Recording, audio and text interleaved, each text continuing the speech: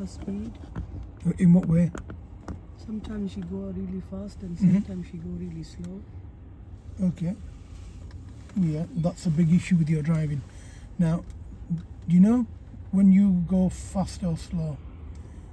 Do you understand where the problem lies with this fast and slow? Yeah, I was having like touching the... Okay, so perhaps move your foot a bit lower on the pedal and keep it there when you're driving. Anything else? And sometimes she go really close with the parked cars. Okay, that's an interesting one. Why is that happening, do you know? Positioning of the car. Hmm? Just positioning of the car. What do you mean? I think that it's alright, but then like cars Okay. quite big. If you sit like you normally do when you're driving a car, I'm just going to get a little bit closer to your seat, okay? Do you know, if I say to you, do you know where this rear view mirror is, yeah? You know the right hand side of this mirror here. You don't look past this when you drive my car. Would you understand what I mean? Earlier on I was fidgeting in the car. You saw me doing this with my mirror, yeah? Okay. Can you see me? There. Do you understand what I was doing? I was looking at where you were looking when you were driving. Now you're looking at your ahead and you look at your speed only. So you look forward and then you look at your speed only. What you don't do is look in your door mirrors as you drive, and you don't look to the left of the windscreen when you drive. You focus ahead, so you look in one straight line while you drive this car. What you don't do is look to the left hand side of the car while you're driving. So sorry, left hand side of the windscreen. So this silver car that we were parking behind, it was in front of you when you were driving. It's now on your left. At no point did we look in the left door mirror, anything to the left hand side of this front windscreen when you were driving. So when she's saying to you, oh look, you know, she's getting too close to parked cars. The reason why you're getting close because you're looking in a straight line and you're traveling in a straight line.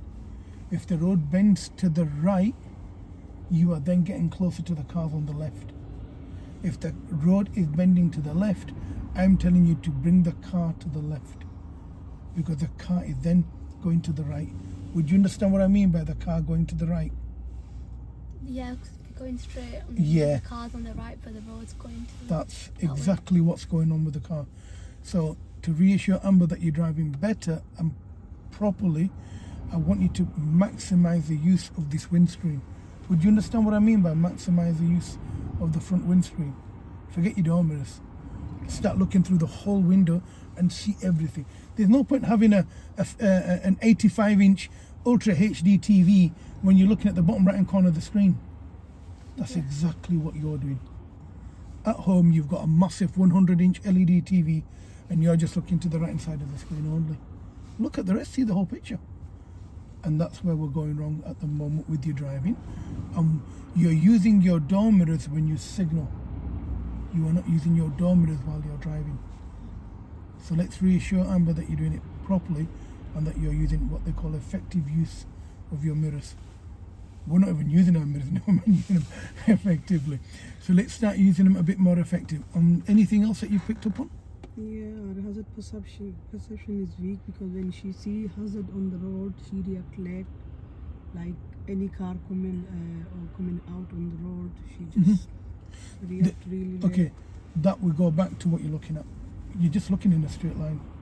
So you need to see something coming towards you, and that will come with driving experience. I mean, you know, it's the first time you're on a main road, so we're not too worried about, you know, how good or bad you are at the moment. But she's got an interesting point: hazard perception. Yet you scored very, very well with your hazard perception. So if she's saying, oh look, you know, she's not doing very well with that, it means you're not looking in your mirrors. When you see a potential hazard developing, you are not using your mirrors. You need to look in your mirrors as soon as you see a problem. And the reason for that is if you're about to do something, that's when you do it. Then you're looking at the impact that you're going to have. Yep. So we're not going to go down the list. You've got a million things that we need to fix yet. So let's try and get these fixed first, yeah? So, you know, now we're going to do one more to finish off. Can we try and do this one a little bit better than the rest that we've done, yeah? Now, you know when I said to you, Oh, because you're not processing it. Would you understand what I mean by, oh, you're not processing it? Would you understand what I mean by that wording I used at that junction? Yeah. As in looking at the, do you know that thing? What you said it was? The filter. Yeah, the filter. So I didn't look at the filter. Before the filter, do you know when you were approaching the junction, I said to you, you haven't thought this through? Yeah, because the car in front of me, so I wasn't really looking ahead. Okay. I was looking behind the car. So in terms of as a driving instructor, as a trainer, and as like a very experienced driver, my sort of point there was, you're approaching a junction and you're turning right, yeah? You're turning right there. As you're approaching the junction, you've just seen a keep clear. You haven't assessed whether stopping behind the keep clear or going into the second box before the traffic light is appropriate. So you haven't thought that through. Now what do we mean by you haven't thought that through? Because, well, you've got to get over the box, then go behind him. Then what if the light changes because the light was on green when you came? That means, well, where are we going to stop? Then if you're going to go through with him, are you going to have tires on the tarmac behind him? Then what if the light goes red, where are you going to stop? Then if you're going to go through with him and you're going to go into the middle of the junction to turn right, then what if there's not enough room for you? What if he doesn't stop where he should do and you get stuck? Or if he does go through, are you going to go with him? Are you going to wait? So can you see how many decisions you've got to make? And you didn't have time to make that decision because I didn't have time. You're already on the junction, yeah. Yeah. So when I said to you, look, you haven't thought this through, that's what we meant by that. So do you know when Amber says you have a perception? That's an umbrella word for exactly the same there. You haven't thought it through, so what's going to happen is going to happen and you're going to deal with it.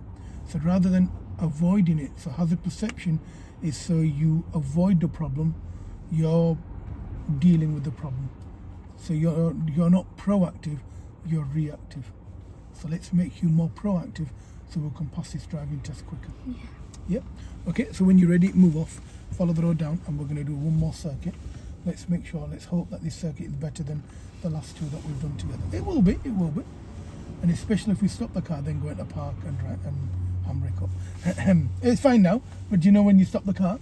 When you stop it fully and then turn off. It's very important, otherwise it'll damage the car. Okay, so when you're ready, you make sure you let people know that you're going, and you check your blind spot as well. The reason for that is that lad in front of you is on his mobile phone. He needs to know that you're moving off, because if he travels into your road, so many things could happen.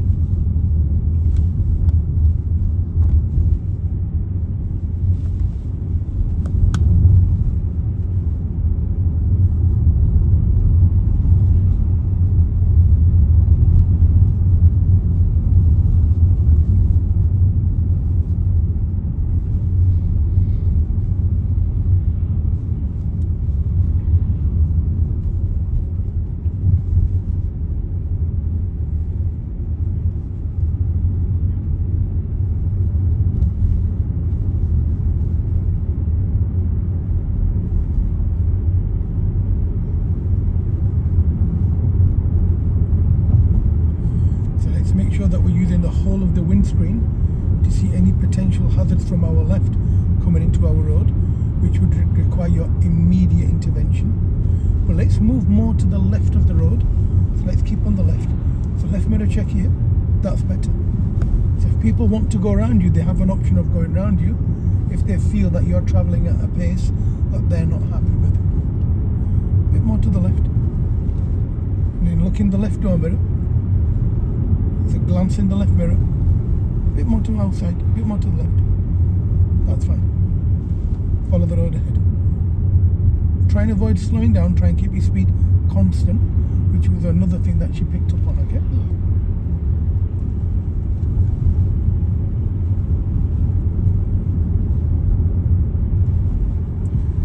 So at the traffic lights, we are turning right.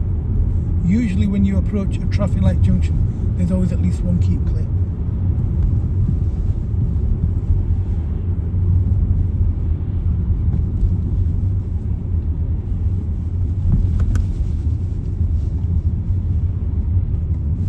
And now let people know which way you're going.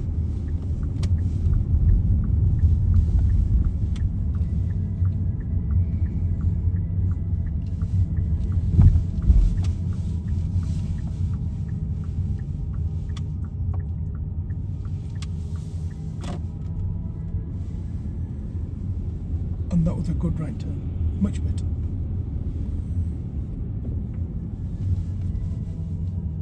Remember the mirrors. You need to look in your rear view mirror first. Are you for slowing down? Yeah, because you're about to stop. You're about to change direction. Or you're about to change speed. People, you need to know what the impact you're going to have with others and how much braking you can apply and from what time. Sometimes you have to brake earlier to let the person behind you know that you're slowing down to a stop. And you're also assessing what's going on behind you.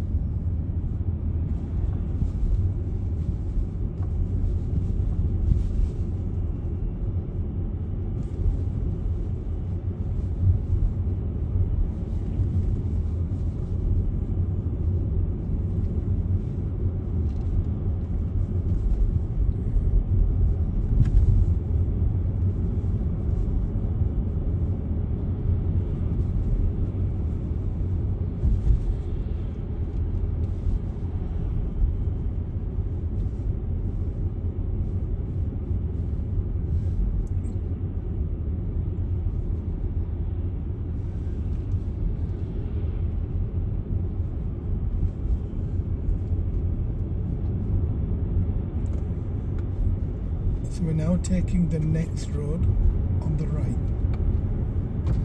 So not into the petrol station. It's where that 30 sign is.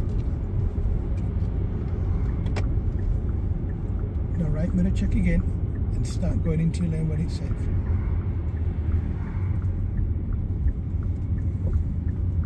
Good.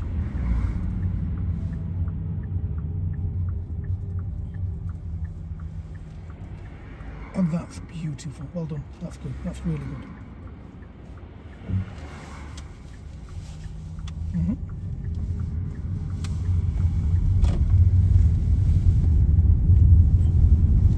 A little bit too quick there. You feel a little uncomfortable there. That's because you were going downhill, and what you didn't do was kind of adjust your speed for that. You gave gas to get off the junction, which was correct. But then it was a little too much to go over the junction.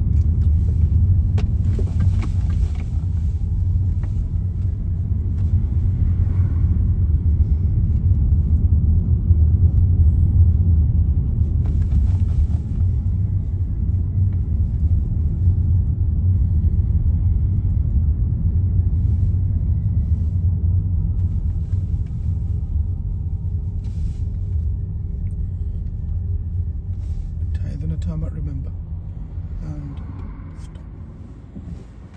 That's okay.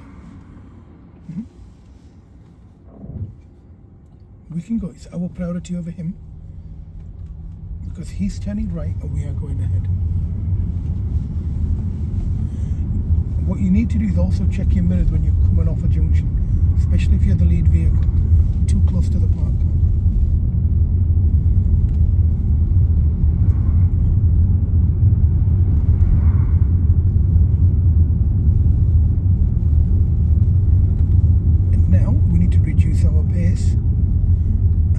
For that is we're too close to parked cars.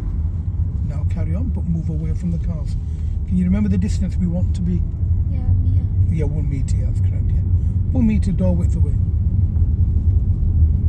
And if you can't do that, you must keep slowing down and then move away when you can do.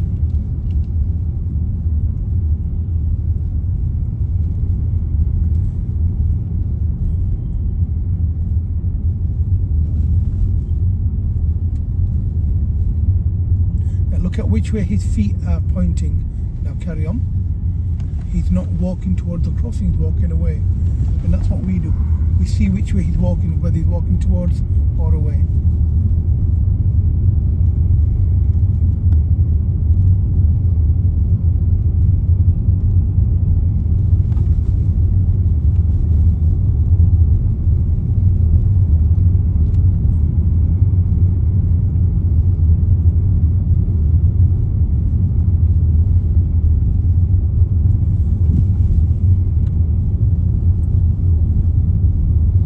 Traffic lights, turn right.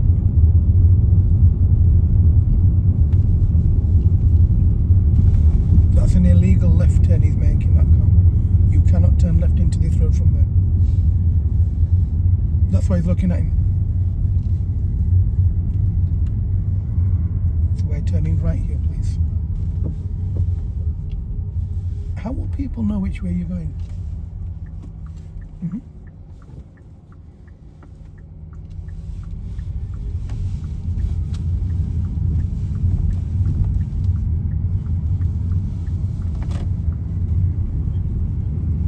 Some traffic lights, they do not let you turn left, so you must look at the traffic light junction. So you know when you come down round your Herald's Lane, sorry, when you get to the CCL lights over there, Google Maps tells you to turn right at them lights.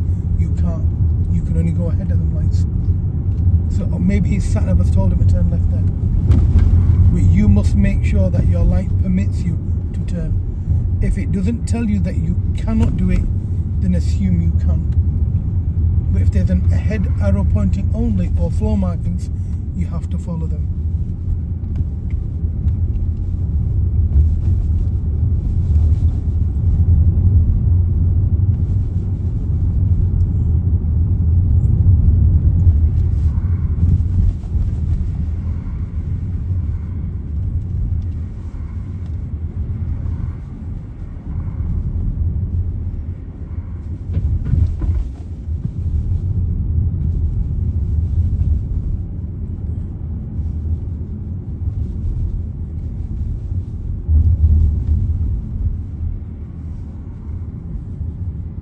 Stay behind the Yodel van, a bit more to the left. Try and keep your speed constant because the car behind you would get a little bit annoyed. It's like, well, what they're doing, are they going left or are they going right? So try and keep your speed constant. And your positioning, like, so people can anticipate what you're doing and they can predict.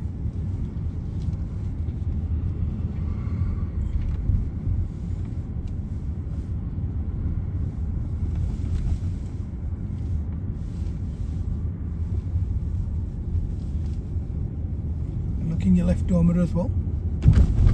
If you end up driving over a bump like that on that junction, it tells me that you didn't position correctly, because I never go into that. The reason why I don't is I don't come to the left that early. I come in a little later, I look in my mirror and I very gently bring my car in. Try and avoid these little holes in the floor. They damage your car as well.